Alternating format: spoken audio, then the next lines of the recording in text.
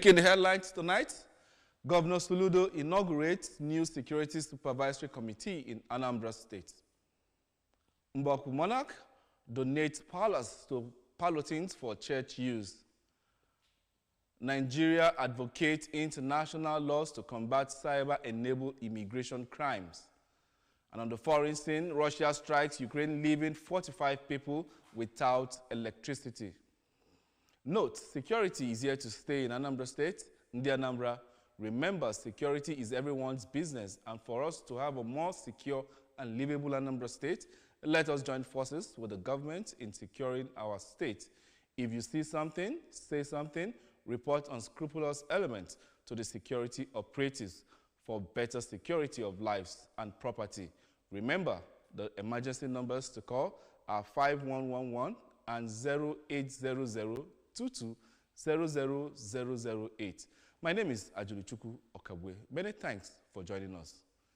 In a decisive move to enhance the safety and security of residents in Anambra State, Governor Chukwuma Soludo has officially inaugurated a new State Security Supervisory Committee. The governor performed the function at the Governor's Lodge, Amobia. Government House correspondent Ejike Abana was there and now filed in this report. Members of the committee include the governor or his representative, Commissioner for Homeland Affairs, Special Advisor on Security, representative of the Nigerian Police Force, DSS, NSCDC. Others are Chairman, House of Assembly Committee on Security, Chairman, State Council of Traditional Rulers, mayors of the 21 local government areas, State Council from the Ministry of Justice. The initiative comes amid growing concerns over rising insecurity and threats to public safety in the region. The committee, among other things, is charged with the mandate of ensuring that the units of Aguneshemba and their members are duly registered in accordance with the law, monitor the activities, and generally improve the overall security landscape in the state. During the inauguration ceremony, Governor Soludo emphasized the urgent need for innovative solutions to address the challenges posed by crime and social unrest, while stating that insecurity is a multifaceted issue that requires a collective approach. The governor noted that the committee will serve as a vital platform for collaboration between government agencies and the community to create a safer environment for all citizens of Anambra. Identify areas of need of the units of Aguneshemba and bring them to the knowledge of government. Intervene in cases of misunderstanding between units of Aguneshemba Police or other security agencies. Ensure that cordial relationship and synergy are maintained among the units of Aguneshemba, between the units of Aguneshemba in the local governments and communities and the Central Command. Document and maintain a database of all units and all members of Aguneshemba, their arms and equipment. Carry out such other activities in the state as are necessary and expedient in the purpose, for the purpose of achieving the objectives of Aguneshemba as set out in this law. The inauguration was attended by prominent figures including the relevant security chiefs, traditional rulers, leaders of local groups, among others. The traditional ruler of Mbaoku community in Awka South local government area of Anambra State, Igwe Peter Anwuku, has donated his palace to Palotins, a congregation of the Catholic Church for Development and Church Use. Government House correspondent Emmanuel Okonkwo now reports. While handing over the palace to the Palotines, who came from their headquarters in Rome to receive the gift, Igwe Anugu said the gesture was part of his efforts to appreciate God for his love and kindness towards him, and a way of sharing in the blessing that comes with walking in God's vineyard. Speaking on behalf of the team, the Superior General Palotines worldwide, who led the team, Reverend Father Zenon Hanas, appreciated Igwe Anugu for the kind gesture, which he said speaks volume of Igbo's cheerfulness, kind-heartedness, and special love for God, and prayed for God to bless the Mbuhu monarch and his lineage, and assured that the church will utilize the place and ensure its free access to all, irrespective of denominations. Speaking the Deputy Governor of Anambra State, Dr. Onyekachukwu Ibezim, who hails from the community, described the act as unprecedented and unusual, encouraging the Palotines to put the palace into good use as desired by the traditional ruler, and called for unity amongst Christians irrespective of denomination. Even the book,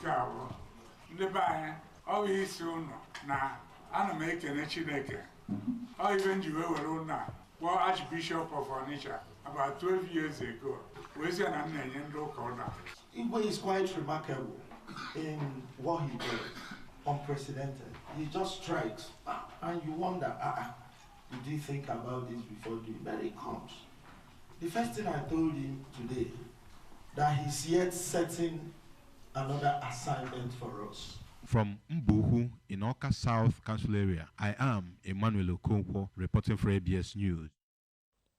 Anambra State Government and the Carter Center have successfully performed over 80 free hydrocelectomy surgeries across the 3 major general hospitals in the state, namely Enugu-Ukwu, Umueri, and Ekulobia hospitals. Health correspondent Chibuzo Okoye now reports. To newsmen, after visiting Umueri General Hospital to see things for himself, the State Commissioner for Health, Dr. Afomu Bidike, who appreciated the Carter Center for their support, disclosed that hydrocele affects people's lifestyles negatively and reduces the confidence they have in themselves. Hence, the imperativeness of the surgeries, extolling Governor Chukwuma Soludo for providing the enabling environment and logistics support that made the surgeries possible. We are grateful to the governor for the upgrade of the infrastructure and also human resources she provided, and also making the hospital functional. Yeah. The Chief Medical Officer in charge of Umueri General Hospital, Dr. Chinenye Obi, said that the hospital has all the facilities needed to do the surgery and revealed that they have not had any casualties since they commenced the operation, but expressed reservation at the number of people that are still living with the disease. We are doing minimum of 7-8 per day. So considering the number, we will say it's tedious for us, but there's not much we can do because we have to help our people. We've not had any casualty since we started this case. One of the beneficiaries of the free surgery, Mr. Samadi Nanziegu from Umuabana, Anambra East Local Government Area, revealed that he had done the hydrocelectomy surgery before 3 years ago at the cost of 380,000, and they told Governor Soludo and Carter Center for the free surgery exercise. From Umueri General Hospital in Anambra East Local Government Area, this is Chibuzo Okoye for ABS News.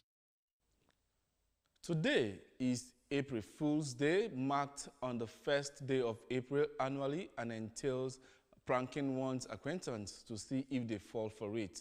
Correspondent Kenechukwu Chukudi samples people's opinions on the day and now reports. April Fool Day originated from Europe and aims at fostering friendship with comic relief and practical jokes. Speaking on the day, Dr. Dennis Eke-Mezie explained that the day is also known as Fool's Day, which he said is about pranking one to see if they fall for it for another person's advantage, advising for moderate jokes and pranking, and for people to be wary and be on guard. Joke carried above joke may not be good. So you know the person that you will prank. If you are not my friend and you come and prank now, so my advice is that watch the temperament, or at times they say the body temperature of the person who wants to fool. If you fool somebody that is more serious than you, you will fight him. More especially, fool day is meant for friends. You don't go to an enemy and fool the person. Then you enter into trouble. For Barrister Uche Egwu, the day is mostly marked by children and youths, though some adults indulge in it to relish childhood memories, as according to him, it helps to increase the bond of friendships. He also called for moderate pranks and jokes so as to not cause serious medical problems for people. It's a way of strengthening friendship. On the other hand, it's just another day. If you're an adult, it's another day. For children, it's a way to prank people. Those pranks you couldn't do any other day. You just have a free day of goofing around. In Oka, it's been Kenechukwu Chukwudi for ABS News. And still to come on the news tonight, Nigeria advocates international laws to combat cyber-enabled immigration crimes.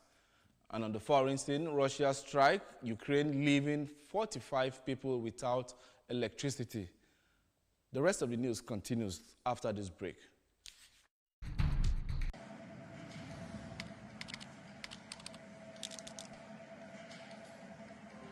When you're low on energy and need a break, give yourself a treat. Cadbury Hot Chocolate. Smooth. Crafted from cocoa, milk, and sugar. Creamy. Chocolatey. Frothy goodness. Rich taste. So satisfying. Cadbury 3-in-1 Hot Chocolate. The treat you deserve. Glad to have you back, and now the rest of the news. The federal government has advocated for internationally harmonized laws on cyber-enabled organized immigration crimes. The Minister of Interior, Dr. Olubunmi Tunji-Ojo, made the remark while addressing global leaders during the Border Security Seoul.